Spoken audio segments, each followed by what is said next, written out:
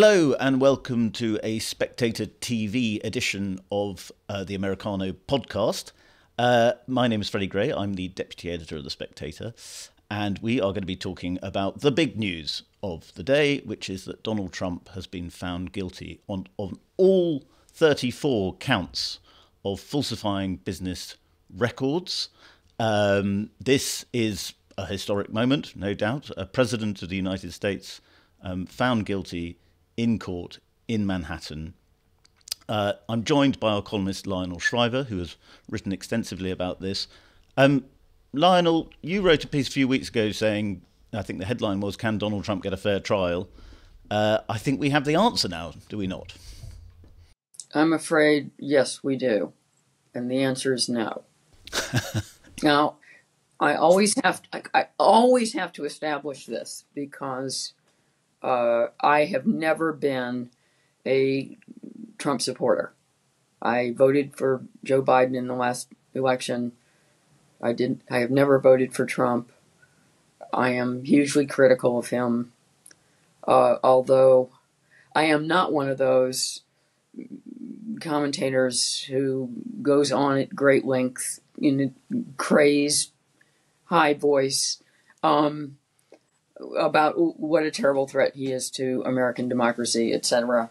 I just don't think it accomplishes anything, and it's all preaching to the converted. So I don't have Trump derangement syndrome. Yes. Do you think, I think, just looking at the sort of broader media reaction now, we're in a slightly different place.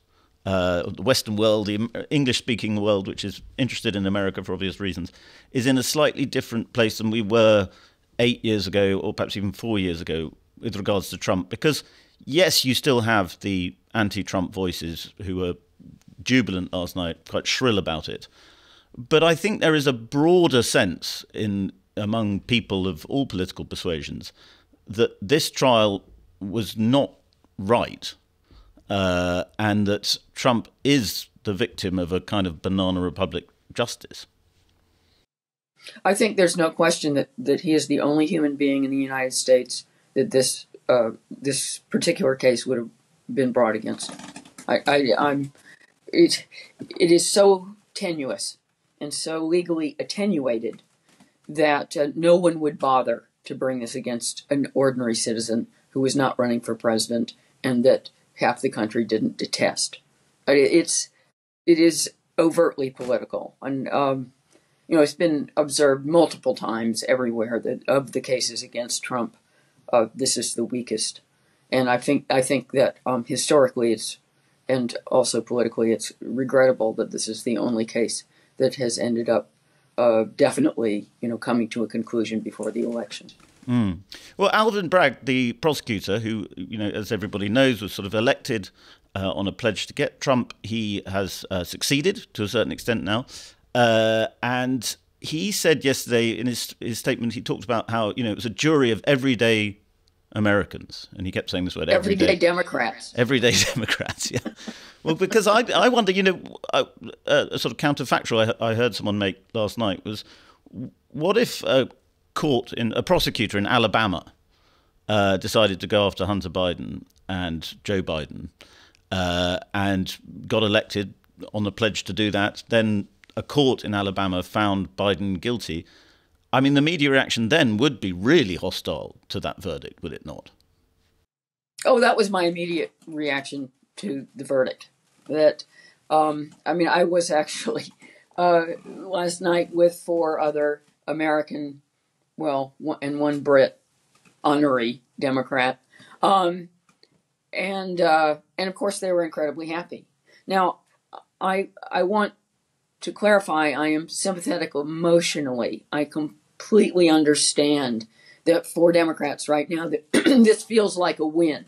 It's like, yay, we got him finally. We hate this guy. We think basically he's a criminal in many different respects. So finally we have labeled him as a felon and justice is done. But my immediate reaction was, flip the parties and Democrats would be going bananas and talking about, they'd be talking about the weaponization of the Justice Department. they'd be talking about the end of democracy, as they always do lately against Trump. This case was full of holes. It follows two other cases in New York State that were also very questionable, also aimed at Trump, also with verdicts which were completely over the top in terms of their financial penalties, and also very legally iffy. So this establishes a pattern in New York State, and that, by the way, that's where I'm registered to vote. What I found extraordinary about the case itself is that the jury were instructed. I mean, this case is so complicated that you always have to explain this over and over again, that it was only allowed to be pursued, the falsification of business records, beyond the statute of limitations if it was turned into a felony, and it could only be a felony if it was in pursuance of another crime. The prosecution never proved what that crime was, and the jury was instructed that they could choose between three different crimes. They were given multiple choice. And not only that, but different jurors could pick different crimes. I mean, this just seems legally absurd. I'm not a lawyer, but that seems transparently ludicrous to me. And so it's been reported in the papers that the crime was election interference, but that's not definite. It could have been tax evasion, or I don't even remember what the third one was. So that's totally dubious. And again, Democrats would have gone to town if that kind of playing loose with the law had been used against them. And I really think that the celebration is misguided. Even if you don't like Trump, if what you really care about is the preservation of the rule of law and the process of American democracy, which will survive both of these geezers, or we hope it will, then you're not happy about this case because it's too full of holes, and the celebration is just, it's partisan, and therefore I think it's short-sighted. Well, the thing on everybody's minds is precedents, and the danger of that is quite an important legal concept, precedents. And the danger now is what this sets up for the future, which is not just impeachments for every president, but court trials, criminal trials, and so on. And there's a tremendous appetite among Republicans for revenge. And indeed, I think there may be justified cause, perhaps, I wonder what you think about this, for a legal inquiry into what happened if Trump is elected.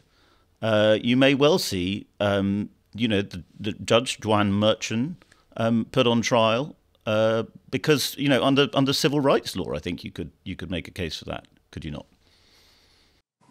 Well, of course, the inquiry thing is British. yeah, true. And that was a very British response on your part. Let's have an inquiry. Yeah. And it can go on for decades and cost a fortune and come up with basically no conclusion. You'd make it a commission. It would be a commission in America. Right. It would be a commission, and it would have many of the same qualities, and no one would believe the conclusion, right? And it would be widely ignored. But I mean, I was struck by the fact that immediately after the verdict was announced, Trump raised almost $1 million until the website crashed. I mean, I think even politically, for Democrats to celebrate is in error. I know that there have been polls when this conviction was still theoretical that said, there was a substantial proportion of independents who said that if he were convicted of a felony, they would refuse to vote for him. And I'm wondering whether that's going to prove true, because so far the polls that I've seen don't bear that out. The number of people who say they're more likely to vote for him seem to be about equal to the number of people who say now they're now less likely. And it's clearly Trump is going to go to town on this. I mean, he's going to make hay out of it. I've had very rudely asked you before how you're going to vote. I'm not going to do that again, but I would like to speculate that a lot of people like you, who are Democratic leaning, don't like Donald Trump, but there may be quite a few people who are so disgusted by this case that they will vote for Donald Trump, and that far from harming him, a conviction will actually help him. Yeah, and I would say that I mean my political paralysis translates into a funny emotional neutrality.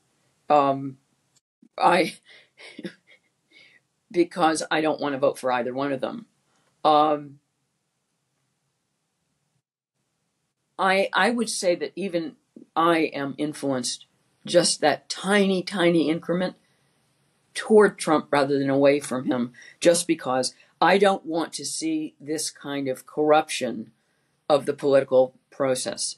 I do not want elections decided by the courts, and I do not want to establish a precedent whereby if you think you maybe you might lose the election, you go after the candidate in the courts. I just think this is horrific, and I want to see it failed as a strategy, as a political strategy.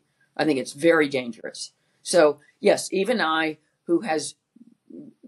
really do not care for Trump at all, am persuaded just 0.005% in his direction as a result of this ruling. We know that Americans don't tend to think about the rest of the world as much as we like to think that they do.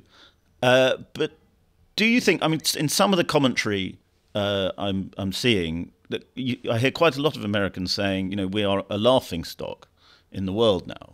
We've embarrassed ourselves on the world stage. Do you think that's going to be prevalent in a lot of Americans' mind, that as the world is looking at this election process, they're looking at this trial, and they're thinking this all looks like a country in terrible decline?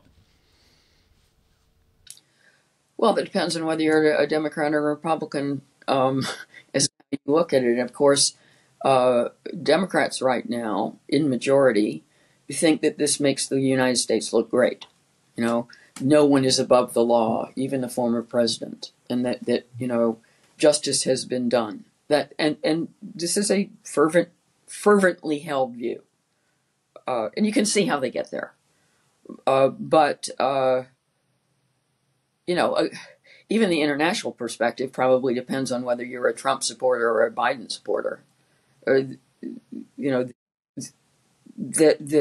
looked at a few comments in the papers in the UK, and again, they just perfectly divide on this case, depending on the commenter's view of Trump and Biden, and so I mean, I don't know how this honestly, I don't know how this plays internationally, because even internationally, this election in the United States is very divisive. So people get really heated, even in UK papers, about the presidential election in the United States, more so in some ways than in the UK, because we regard the British election as a done deal. Nobody's on the edge of their chairs, whereas the drama is all in the U.S., and therefore a lot of the emotion is projected into the U.S. It's kind of fascinating, actually. That is fascinating, and also quite interesting with the Labour Party, who will probably be the government quite soon, almost certainly be the government quite soon, it seems. They are haven't really been speaking much about it. I haven't seen any statement from a senior Labour person about it. And that's because David Lammy, who's Shadow Foreign Secretary, who once called Donald Trump a KKK sympathiser, is actually trying to suck up to Trump world. He's trying to get in with Trump world because he thinks very soon Trump could be the president again and Labour will be in power. So that's a curious dynamic, is it not? Yeah, I think they're keeping their mouths shut on purpose. And I think that's strategic. It would be unwise at this stage of the game to vocally insult someone who might be president of the U.S. And it's better just to keep stum and mind your own counsel and see what happens. And, you know, if Biden ends up prevailing, then you can be as insulting about Trump as you like. But for now, especially since they do expect to be in government, it is sensible to be very quiet. Well, Biden's strategy, or perhaps it's a tactic, has been to keep this all more than arm's length to a certain extent. The lawfare is although lots of people tried to connect, Biden's role as head of the Justice Department with what's going on in the Justice Department towards Trump.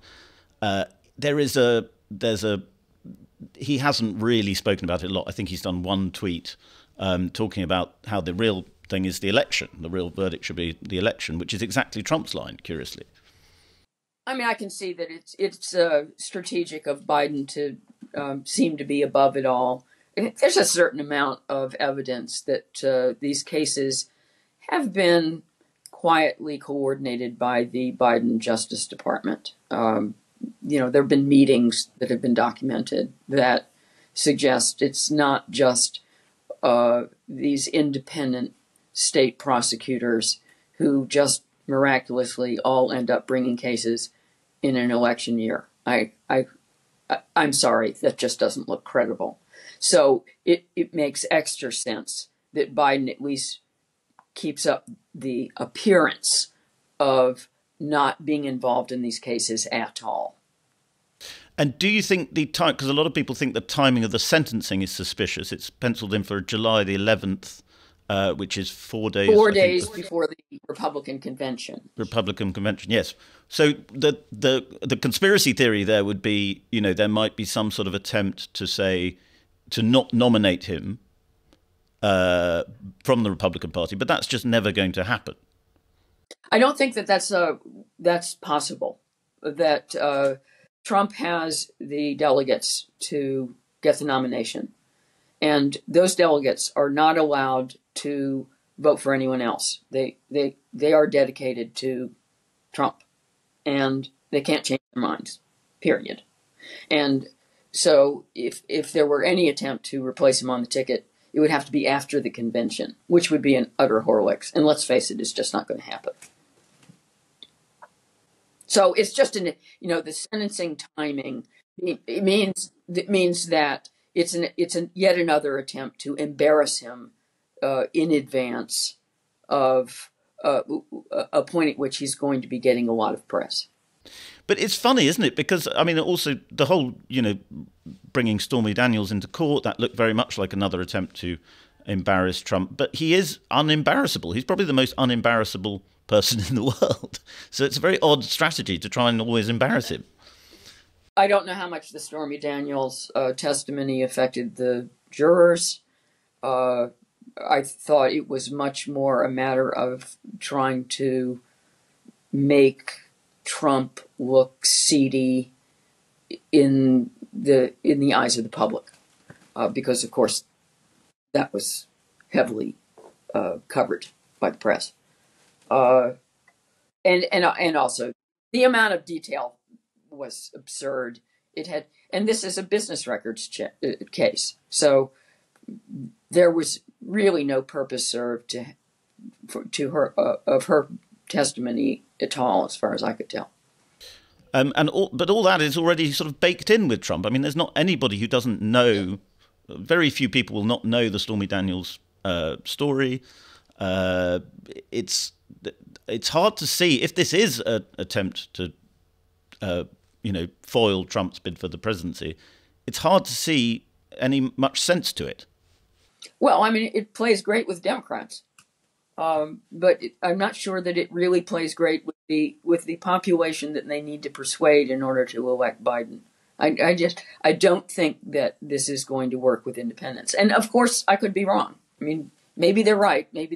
Maybe enough independents in the swing states, which will determine the election, find it unpleasant to vote for someone who is technically a felon, and that will make the difference. But that's not really. I mean, because this case is so crap. That would still be a victory through lawfare, and therefore setting a very bad precedent. I have a slightly perverse theory. I wonder what you think of it. That if Trump had been found not guilty, it would have been a much better move for the Democrats, because then his whole argument that the system is against him would have been flawed, because justice would have seemed to have been, fairly done, and a lot of people would have thought, oh, Trump got away with it.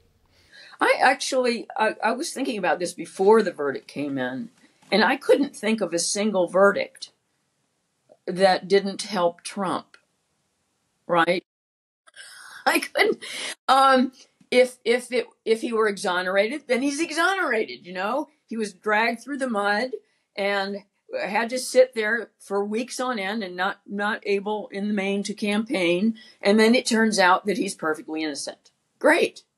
If it was a hung jury, well, that's the equivalent of exoneration in some ways. That is, he would not have been convicted. The prosecution would have had to decide whether to retry the case, which odds are they wouldn't. So, that's great. If they could have, I thought the best result for Democrats, and this was observed, I think it was in the Wall Street Journal, that had the jury convicted him only on, say, the 9 counts, the 9 checks that he personally signed, that would have looked more deliberative and less political. I thought that was the best result that the Democrats could possibly get. Otherwise, all the other verdicts, Trump can spin to his advantage. So it's, in a weird way, it almost didn't matter what the verdict was. Well, it is very weird, isn't it? Because, I mean, Trump's enemies always say he has the devil's luck, and he really does seem to have this extraordinary good fortune, or I don't know if you could call it good fortune even. It's almost as though the fates are aligning to ensure that Donald Trump is re-elected and his enemies always do the exact thing that will help him by trying to hurt him. It seems to happen over and over again. Well, that's because Democrats are constantly making the mistake that the ends justify the means. I mean, they will destroy democracy in order to save it. And this has been my point on this discussion for some time now. And they're completely blind to their own cheating. They are blind to when they break the rules. I mean, they have gone for Trump through every possible route, starting from his election in 2016, including election denial, right? I mean, Hillary Clinton did not believe that and made it very clear she did not regard his election as legitimate. And that whole Russian collusion case, which came to absolutely nothing, was all about delegitimizing his election, that it was just a plot by the Russians.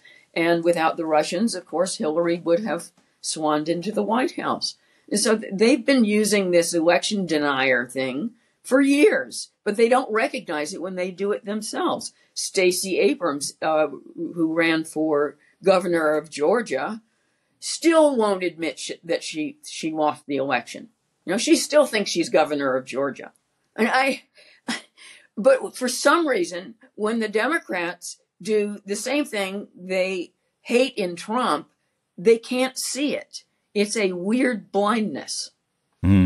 Lionel, we'll leave it there. But thank you so much for coming on to the Americano podcast on Spectator TV. And I'm sure we'll speak again soon, and I look forward to it. Oh, and I'll just say the same thing, and I'll be in the same despair next time. Well, it's fun despair. Yeah. Thank you very much, Lionel. Thanks a lot.